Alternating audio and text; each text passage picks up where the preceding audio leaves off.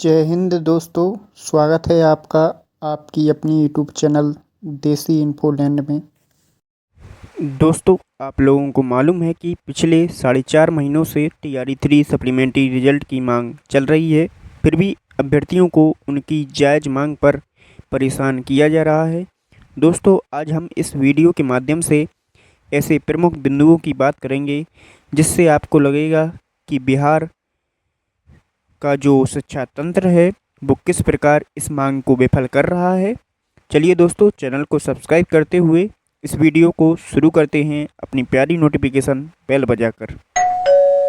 दोस्तों, इसमें पहला जो बिंदु है वो है कि आंदोलन जो चल रहा है आप लोगों का, जी हाँ दोस्तों, जो गर्दनी बाग में आंदोलन चल रहा है उसको क्या है, लंबा करना यानी खींचना उसको जितना हो सके। आप लोगों को मालूम है कि गर्दनी बाग पटना में 20 जनवरी से करीब 4 माह से लगातार धरना चल रहा है, जिसमें बिहार सरकार चाह रही है कि इसको हम जितना लंबा करेंगे उतना अभ्यर्थियों का धैर्य टूटेगा और मनोबल डाउन होगा, जिससे धीरे धीरे मांग उठना कम हो जाएगी और वे इस पर क्या है सफल हो जाएंगे। इसलिए वो लोग अभ्यर्थियों को जो प्रतिबंधित क्षेत्र है उसको बताकर, जब भी धरना होता है तो प्रतिबंधित क्षेत्र बताकर वहाँ से उनको हटा दिया जाता है, जिससे क्या है कि बाहर कहीं भी धरना हाईलाइट ना हो सके। इसलिए वो लोग ऐसा कर रहे हैं। दोस्तों, दूसरा जो बिंदु है वो है आकस्मिक बयान। जी हाँ दोस्तों, आप लोगों को पता है कि आकस्मिक बयान बहुत सारे दिए गए हैं। इन आकस्मिक बयान देकर मामले को सुस्त किया जाता है। आप लोगों को मालूम है कि 24 मार्च को, जी हाँ दोस्तों, 24 जो मार्च को जो धरना प्रदर्शन हुआ था उसमें शिक्षा मंत्री सुनील कुमार द्वारा सड़क पर अभ्यर्थियों के घेराव के दबाव की वजह से सप्लीमेंट्री नोटिस के लिए बयान दिया गया था। परंतु आज 1 माह से अधिक समय हो गया है, परंतु कोई नोटिस अभी तक नहीं आया है। इस बयान से कई अभ्यर्थियों का जोश ठंडा भी पड़ गया था और वे सोच रहे हैं कि अब सप्लीमेंट्री आएगा ही, जिस वजह से सप्लीमेंट्री का जो मामला है वो क्या है कि आप लोगों को सुस्त देखने को मिल रहा है। दोस्तों, इसका जो तीसरा बिंदु है वो इस प्रकार है कि बार बार क्या है कि झूठा जो आश्वासन है वो दिया जा रहा है। जी हाँ दोस्तों, क्या है, झूठा आश्वासन दिया जा रहा है। आप लोगों को यह भी मालूम है कि कई अभ्यर्थी विभिन्न कार्यालयों जैसे BPSC हुआ, शिक्षा विभाग हुआ, ECS सिद्धार्थ जी का जो ऑफिस है उस वो हुआ, उसमें बार बार सप्लीमेंट्री रिजल्ट के लिए जा भी रहे हैं अभ्यर्थी, जहां उन्हें झूठा आश्वासन भी मिल रहा है ताकि अभ्यर्थी उतने ही अस्वस्थ हो सके। वहीं इसमें जो चौथा प्रमुख बिंदु है वो है अभ्यर्थियों की कुल संख्या को 2200 के करीब बता देना। जी हाँ दोस्तों, आप लोगों को पता है कि जितनी मांग कम होगी उतना ही ये लोग जानते हैं कि सभी अभ्यर्थी जिनका सिलेक्शन पूरक में हो सकता है वो कभी भी इस आंदोलन में शामिल नहीं होंगे। इसलिए शिक्षा मंत्री जी ने एक बयान दिया था कि जो सप्लीमेंट्री रिजल्ट की मांग कर रहे हैं अभ्यर्थी, उनकी टोटल संख्या करीब 2200 के करीब है। इसलिए वो इस प्रमुख वजह में शामिल है कि आप लोगों को सप्लीमेंट्री रिजल्ट के लिए इसमें आश्वस्त कर दें और आपका मनोबल डाउन कर दें। दोस्तों, यहाँ पर जो पांचवा प्रमुख बिंदु है वो है TRE4। जी हाँ दोस्तों, TRE4 का जो बार बार लॉलीपॉप दिया जा रहा है वो यही कारण है कि ताकि बच्चे TRE4 की तैयारी में लग जाएं और सप्लीमेंट्री की जो मांग है वो स्वतः ही क्या है कम हो जाए।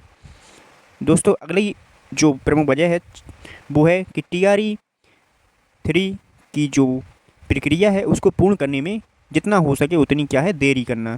जी हाँ दोस्तों, वे जानते हैं कि TRE3 की प्रक्रिया में हम लोग जितना समय लगाएंगे उतना ही जो कम समय है वो सप्लीमेंट्री को लेकर उसमें जुटे जो अभ्यर्थी हैं उनको मिल जाएगा, जिससे वो आंदोलन को भी कम समय मिलेगा और कम समय में वो लोग कुछ भी नहीं कर पाएंगे और वो लोग TRE4 में स्वतः ही जुट जाएंगे।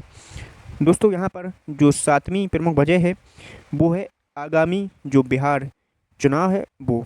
जी हाँ दोस्तों, बिहार चुनाव क्यों है? क्योंकि वो लोग चाहते हैं कि इन रिक्त सीटों को रिजर्व किया जाए और ताकि TRE4 का जो लॉलीपॉप है उसमें इसको ऐड कर दिया जाए और जिससे क्या है कि ज़्यादा से ज़्यादा जो बिहार चुनाव में वोट है वो उनके पक्ष में पड़ सके। दोस्तों, आप लोगों को अब लग रहा होगा कि अब क्या करें इन सब प्रमुख वजहों को जानकर, कि अब आगे आप लोग ऐसा क्या करें जिससे क्या है कि बिहार सरकार विवश हो जाए आपकी मांगों को मानने के लिए। तो मैं बता दूं, इसके लिए अब आपके पास सिर्फ़ और सिर्फ एक ही उपाय है, वो यह है कि 6 मई, जी हाँ दोस्तों, आप लोग सुन पा रहे होंगे कि 6 मई को एक महाधरना गर्दनीबाग में रखा जा रहा है, जो कि एक सप्लीमेंट्री के लिए अंतिम महाधरना होगा। इसलिए आप लोगों से पुनः अपील है कि आप लोग अभी से अपना टिकट बुक करा लें, ताकि आपको 6 मई को पटना पहुंचने में दिक्कत ना हो। और इसमें आप सभी लोग ज़रूर पहुंचें, ताकि सरकार की जो आंखें हैं वो खुल सकें और वो सप्लीमेंट्री देने के लिए विवश हो सके।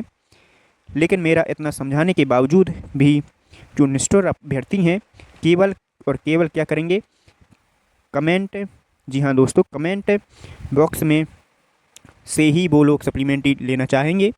मुझे लगता है कि शायद ही 6 मई को 500 प्लस अभ्यर्थी पहुंच पाएंगे। अब देखते हैं कि क्या वाकई यह मांग और अभ्यर्थियों की संख्या 2000 तक पहुंचती है या नहीं 6 मई को गर्दनीबाग में।